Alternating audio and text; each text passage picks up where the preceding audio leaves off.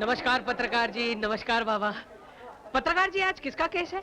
Minister Charandas ने 2 आदमियों का खून कर दिया है ना, उसी का केस चल रहा है। अच्छा, और सरकार की तरफ से भारती देवी लड़ने वाली है। वाह क्या बात है, फिर तो आज बड़ा मजा आएगा। और मंत्री चरणदास के गिरफ्तार होते ही उन्हें सस्पेंड कर दिया गया है। ये तो बहुत पहले कर देना चाहिए। हाँ। अरे कुछ ऐसे ही गंदे मंत्रियों की वजह से बेचारे अच्छे मंत्री भी बदनाम हो जाते हैं। Correct, very correct. बाबा, ये गंदे मंत्री कौन है? योर ऑनर, ये मिस्टर चरणदास, जिनके लिए कल तक किसी को कत्ल कर देना एक चींटी को मसल देने से ज्यादा अहमियत नहीं रखता था, और जो सत्ता के नशे में बदमस्त होकर सीना तान कर चलते थे, आज सत्ता की डोर हाथ से निकल जाने के बाद एकदम सहम कर, सिकुड़ कर, सिमट कर भीगी बिल्ली की तरह इस कटोरे में खड़े हैं। बेचारे। मेरी शिकायत पर दिल्ली पुलिस की मदद से चरणदास जी को गिरफ्तार तो कर लिया गया था, लेकिन उसके बाद यहां की पुलिस ने ना कोई कार्रवाई की, ना कोई तहकीकात। और फिर हमारे पुराने सरकारी वकील मिस्टर भारद्वाज सरकारी काम छोड़कर चरणदास की वकालत करने लग गए हैं। इसमें मुझे कोई एतराज नहीं है, लेकिन नए सरकारी वकील ने भी कुछ नहीं किया। ये सिर्फ दिखावा करते हैं कि ये मुजरिम के खिलाफ केस लड़ रहे हैं, लेकिन इनकी पूरी कोशिश यही रहती है कि ये केस किसी भी तरह कमजोर हो जाए और मुजरिम रिहा हो जाए। इन हालात में मुझे शक था कि सही इंसाफ नहीं होगा, इसलिए मैंने सरकार को अर्जी देकर इस केस को सरकार की तरफ से पेश करने की इजाजत ले ली है। ये देखिए।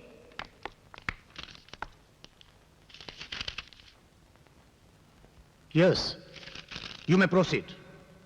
योर ऑनर, मेरा ये आरोप है कि चरणदास ने सरपंच धर्मराज और इंस्पेक्टर पांडे का खून किया है।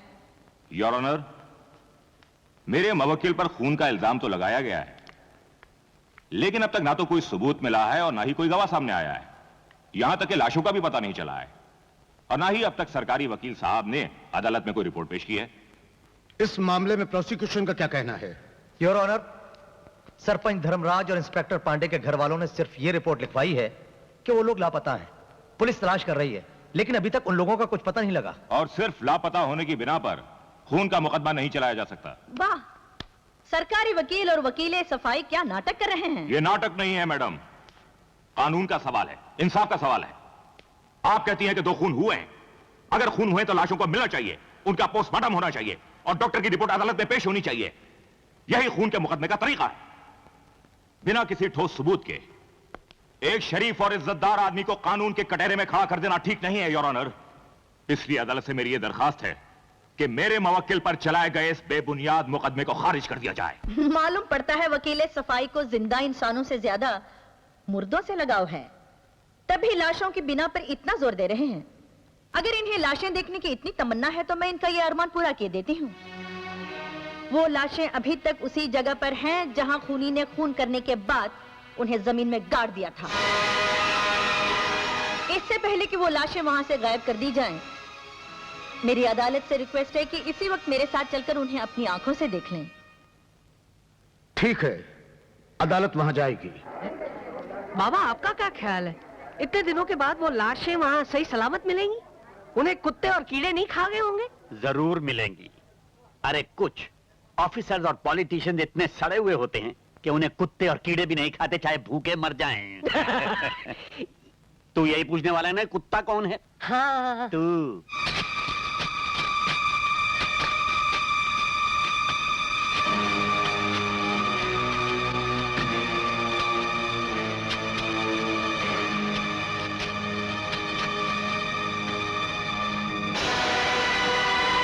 योर ऑनर, यह सच है कि धर्मराज और इंस्पेक्टर पांडे की लाशें बरामद हुई हैं, लेकिन इससे यह साबित नहीं होता कि यह खून चरणदास जी ने किए हैं। योर ऑनर, ये एक वीडियो फिल्म है। इसे देखने से आपको साफ मालूम पड़ जाएगा कि खूनी कौन है और उसका मकसद क्या था। नो योर ऑनर, किसी भी अदालत में वीडियो फिल्म को सबूत नहीं माना जाता। दिल्ली हाई कोर्ट ने एक वसीयत के केस में वीडियो कैसेट को ठोस सबूत माना है। ये रही उसकी रिपोर्ट। मैं अदालत से प्रार्थना करती हूँ कि ये वीडियो कैसेट यहाँ दिखाने की इजाजत दी। I strongly object your honour. ये वसीयत का नहीं, खून का मुकदमा है। अदालत में इस फिल्म को दिखाने की इजाजत नहीं देनी चाहिए, नहीं देनी चाहिए। मैं कहता हूं बिल्कुल नहीं देनी चाहिए। Order, order. अदालत यह हुक्म देती है कि दोपहर के सेशन में ये वीडियो कैसेट दिखाने का इंतजाम किया जाए। बाबा आपको पता है इस फिल्म का हीरो और हीरोइन कौन है? तेरी माँ और तेरा बाप। क्या बात है? मेरा बाप कौन है? मैं नहीं हूं।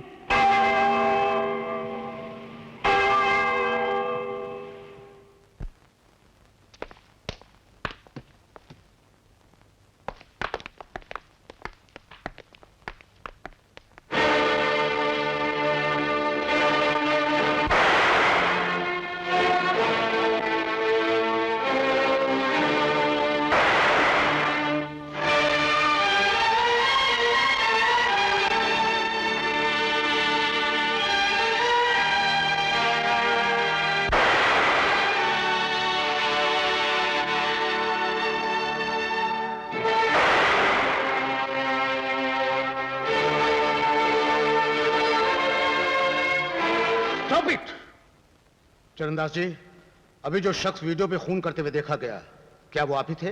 हाँ, हूं तो मैं ही, लेकिन ये सब कैसे हुआ कुछ समझ में नहीं आ रहा है।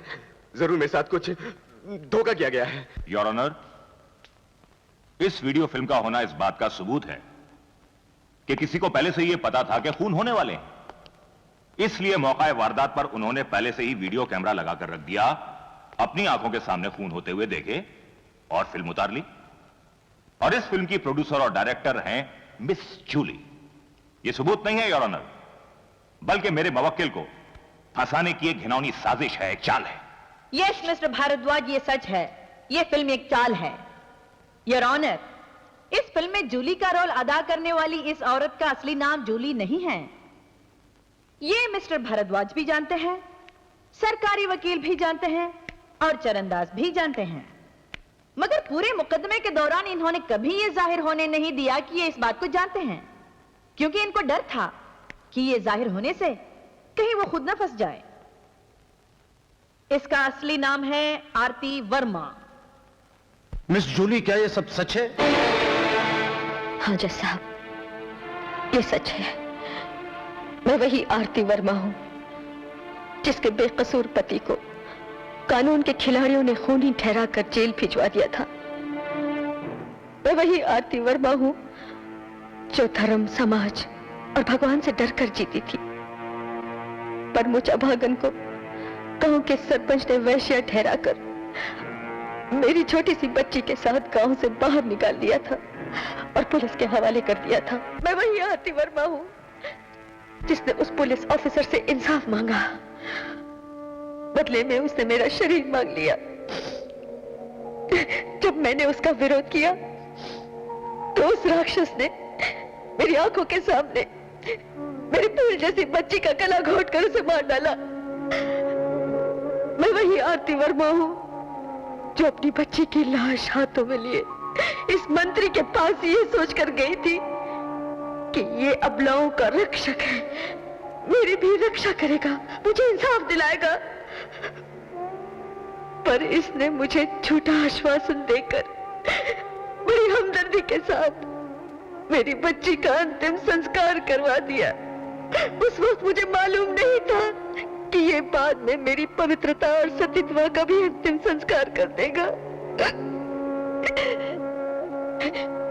पति जेल चला गया, बेटी धरती की गोद में सो गई और मेरा सतीत्व इस वैशी दरिंदे के भेंट चढ़ गया। मैं एक जिंदा लाश बनकर रह गई। अपनी बेकार, बेमानी और बदनाम जिंदगी को खत्म करने के लिए जब मैं आत्महत्या करने गई तो इस न्याय की पुजारन ने आकर मुझे बचा लिया। वो मेरा दुख अपना दुख समझकर मुझे इंसाफ दिलाने के लिए इसी अदालत की वेदी पर ले आई। फिर भी क्या मुझे इंसाफ मिला? नहीं जज साहब, नहीं। मुझे सिर्फ सजा मिली उन गुनाहों की जो मैंने नहीं किए थे। इसी अदालत में मुझे वैश्या कहा गया, अपनी ही बेटी की हत्यारन कहा गया और मुझे काल कोठरी में डाल दिया गया। मुझे वो सजा देने वाले महान न्यायाधीश और कोई नहीं थे जज साहब, आप थे, आप। यस योर ऑनर, इसे सजा इसलिए हुई कि इन लोगों के पास सारे सबूत थे और इसके पास सिवाय सच के और कोई सबूत नहीं था। और अदालत को तो सबूत चाहिए ना। जज साहब, अगर आपके सामने भगवान भी आकर इस कटोरे में खड़े होकर कहें कि मैं भगवान हूं, तो आप पूछेंगे इसका सबूत क्या है? आपके लिए तो सच वही है जिसका सबूत है। योर ऑनर, हर समझदार अपराधी सबूत को अपराध के बाद ही मिटा देता है, इसलिए सबूत नहीं मिलते हैं, पैदा करने पड़ते हैं। फर्क सिर्फ इतना है कि धर्मराज और चरणदास जैसे लोग सच को छुपाने के लिए सबूत पैदा करते हैं, और मैंने सच को दिखाने के लिए सबूत पैदा किए हैं। उनमें सबसे अहम सबूत है ये वीडियो कैसेट। जैसा कि मैंने पहले भी कहा था, इस वीडियो कैसेट को देखने के बाद ये साफ जाहिर हो जाता है कि ये दोनों खून किसने किए हैं और क्यों किए हैं। योर ऑनर, इसके बाद भी अगर आप इंसाफ न कर सकें तो भगवान के लिए इस अदालत को आप बदनाम मत कीजिए। सत्यमेव जयते की इज्जत नहीं रख सकते तो इसे मिटाकर लिखवा दीजिए कि यहां झूठ की जीत होती है। सच बोलने वालों को सजा दी जाती है, इंसाफ मांगने वालों को जेल भेज दिया जाता है, जैसे कि आज तक आरती वर्मा के साथ होता रहा है। लेकिन अब मैं इसके साथ ऐसा नहीं होने दूंगी। अगर अदालत से इसे इंसाफ नहीं मिला तो ये वीडियो फिल्म सारी जनता को दिखाई जाएगी, पार्लियामेंट में पेश की जाएगी, सारी दुनिया के सामने लाई जाएगी। इस बार मैं आरती को इंसाफ दिलाकर रहूंगी, चाहे इसके लिए मुझे कोई भी कुर्बानी क्यों न देनी पड़े। That's all, Your Honor. वाह, बहुत खूब। क्या सुंदर और मजबूत दलील पेश की है भारती देवी ने। अरे कानून की किताब हाथ में लेकर इतनी बहादुरी से लड़ी है। अगर कहीं इसके हाथ में तलवार आ जाती तो झांसी की रानी बन जाती। Correct correct. ये झांसी की रानी कौन थी? मुझे भी अपने जैसा बना दिया। मुकदमे का फैसला कल सुनाया जाएगा। The court is adjourn.